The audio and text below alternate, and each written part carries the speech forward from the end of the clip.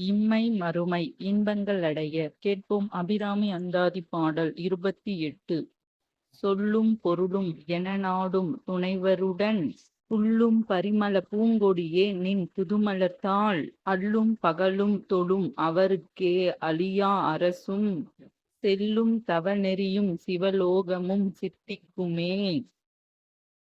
எல்லா சித்திகளும் பெற கேட்போம் அபிராமி அந்தாதி பாடல் 29.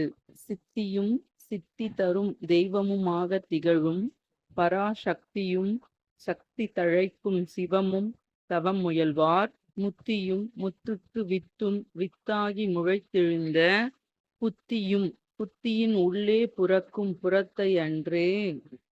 அடுத்தடுத்து வரும் துன்பங்கள் நீங்க கேட்போம் அபிராமி அந்தாதி பாடல் 30.